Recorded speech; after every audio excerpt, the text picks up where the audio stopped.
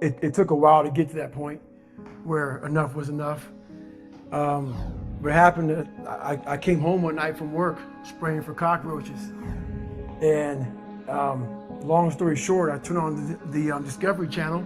I saw some guys going through Navy SEAL training. And they were going through Hell Week and they were getting their ass just beat. You know, in and out of the water, guys ringing the bell. They were suffering. And I was weighing like 297 pounds. And I had to make a change in my life. I wasn't going anywhere. And I was exactly what everybody said I was going to be, which was nothing. I came from a horrible background. I got called nigger every day of my life growing up, lived in a small town. The Klan headquarters at that time was about 20 minutes from where I lived.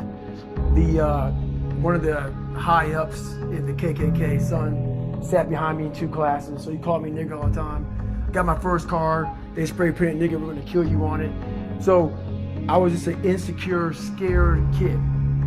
And the only way I could find myself was through putting myself through the worst thing possible.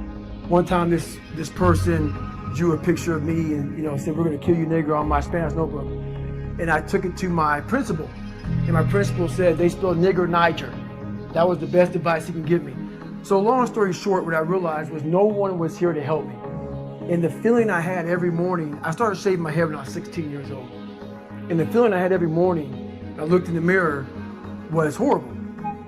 And I didn't want to feel like that anymore. And how I felt was a kid going nowhere, a kid that was scared. And most kids will accept that and look for help. But the best thing that happened to me, no one helped me. No one felt sorry for me. I had to figure out I wasn't going to be a punk kid all my life. So the only way I could turn it around was to suffer. I had to build calluses in my brain the same way I built calluses on my hands. So I broke the Guinness Book of World Records for pull-ups a long time ago, but I failed at it twice. And I did 67,000 pull-ups in trying to break this record. So to do 4,030 pull-ups, I had to do 67,000 for training for that. Wow.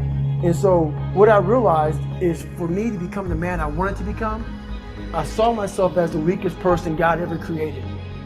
But I never blamed God for anything he did to me. So I wanted to change that to be the hardest man ever created. Am I that? I don't know, but you had to have a goal. And my goal when I was sitting there, not going to school, being bullied, having no self-esteem, my goal was the only person that's gonna turn this person around is me.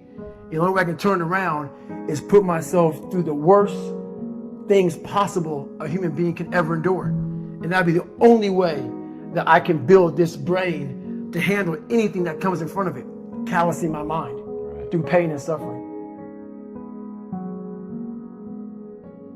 But what I find so interesting is how we, as a species, run from pain, we run from suffering. I firmly believe that you need something that is brutal, is difficult, is hardship. It knocks you off center. It makes you feel bad, because in the process of rebuilding and clawing back from that, climbing up, then you can become something. But unless you've been tested, unless you've gone through the ringer, you've got no hope. So how do you take somebody that you love and force them through that? Because I'm going to say the exact opposite of what today's world is saying. So we read a bunch of books nowadays. As humans, we want to find out how to be someone else. What we don't do is we don't go inside. So literally turn yourself inside out. Read the book that's like we're writing a book every day of our lives, but we never read that book. You have to look inside of yourself to see what you really want. What are you passionate about? We use these words and these little phrases of only the strong survive and all this other crap. They're all just fucking words. I get so tired of hearing people just talking. Like right now, someone may think Goggins is just talking. You don't know me.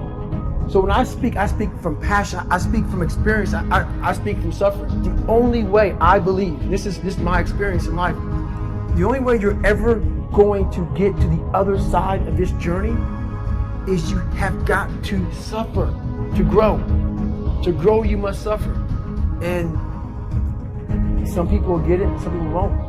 But they have to see what their journey is to start their journey. Several people live to be 100 years old. They have great lives. And they have great kids. Their kids go to college and all sorts of stuff. But somewhere in their life, there was a point where they had a decision to make. They can go left or right on this path. Left was the easy route. Right was the hard route. A lot of people take the easy route. And they had a good life that way, but the better life was going to the right side. And you may have 20 years of pain and suffering to get past it, but a lot of us died never truly starting our journey. You gotta start your journey. It may suck, but it will come out the other side where you're coasting. Every day, we're seeing who we are as people. When I was growing up, I lied for people to accept me because I didn't accept myself. So I would make up stories so that you would accept me into your world. I would, everything I did was for someone else to like me. It wasn't until I started reading my own book about how pathetic I was as a human being. I could blame my dad, I could blame kids at school, I could blame having health issues, ADD, my mom not being around. I could blame a lot of people. And that's the book I was reading. And I put it off on everybody else. It wasn't until I said, you know what, for me to fix this, I gotta read what the fuck is wrong with David Goggins? Not blame anybody. Read my book and say, okay, I'm afraid of my shadow. How can I overcome that? Go in the military, get your ass kicked, do things you hate to do, be uncomfortable every fucking day of your life. Roger that. I'm not the smartest kid in the world. Okay. Instead of somebody saying, oh no, you're smart. No, don't say that to yourself. I said to myself, no, I'm a dumb motherfucker. Okay, roger that. How you get smarter? Educate yourself. So the things that we run from the truth. We're running from the truth, man. So the only way I became successful was going towards the truth. As painful and as brutal as it is, it changed me. It allowed me to become, in my own right, who I am today. I knew nothing about ultra marathons. I hadn't even run a marathon. I knew nothing about this world. So I Googled the top 10 hardest races in the world. And what comes up is a Badwater 135. It's a 135-mile race through Death Valley in the summertime. I thought it was a race where you run like 20 miles, set up camp, barbecue outside, and then go run some more the next day. So I called the race director up at the race and said, hey, Chris, his name is Chris Costman, I want to do your race. I hadn't put running shoes on in over a year. I was a big time power lifter. I lifted weights heavy. That's what I did. I just got back home from Iraq, went straight to free fall school, and then this happened. So I called Chris Costman up on a Wednesday. He says, look, man, the only way you can qualify for my race is to run 100 miles at one time in 24 hours or less. And he said, if you qualify by running 100 miles or less in 24 hours, I will consider you my race. I'm gonna cut to the chase. I signed up for this race. It's called the San Diego One Day, where you run around a 1 mile track for 24 hours to see how many miles you can get.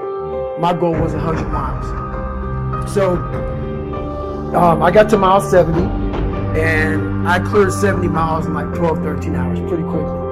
But I was done. My feet were broken. I was stress fractures, shin splints, muscles were tearing. I was in bad shape. I was eating Ritz crackers and drinking Mileplex. That's all I had.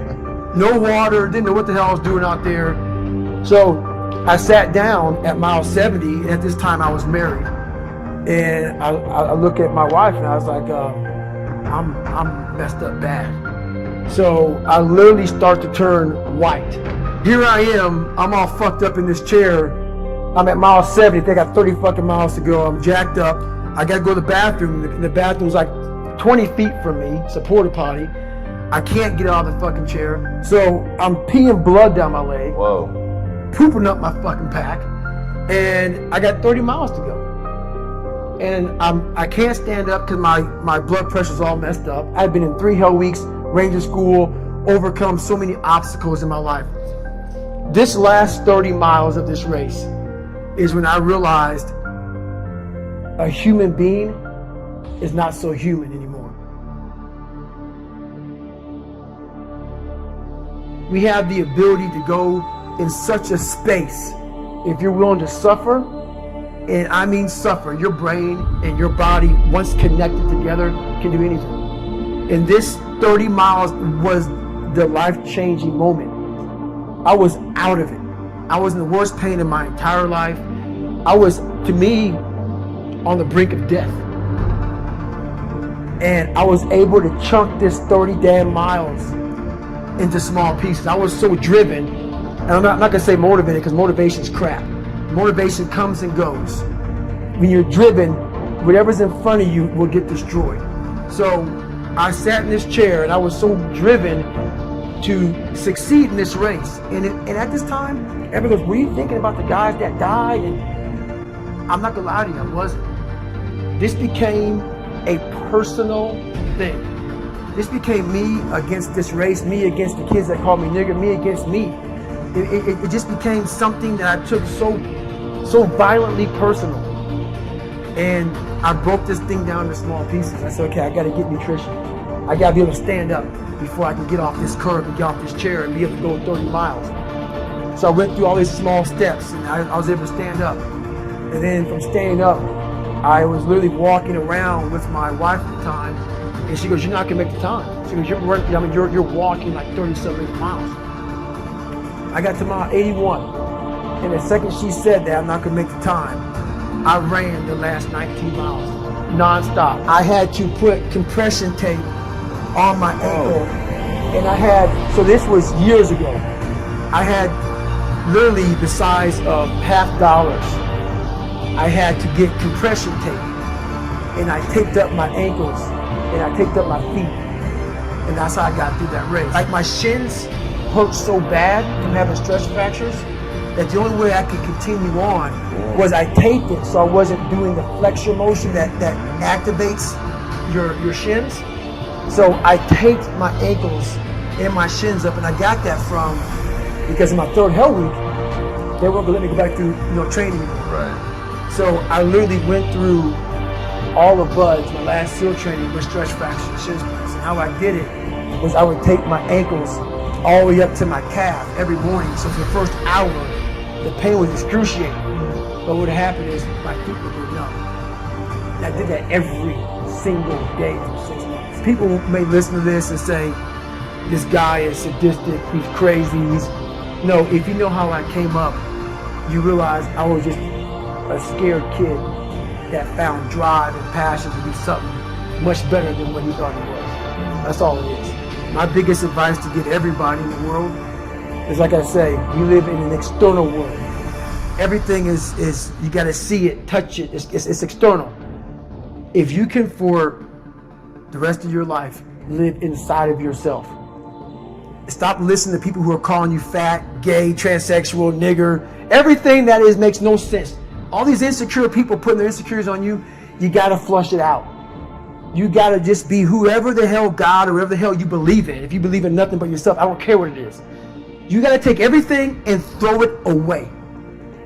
You have to believe in one thing, and that is yourself.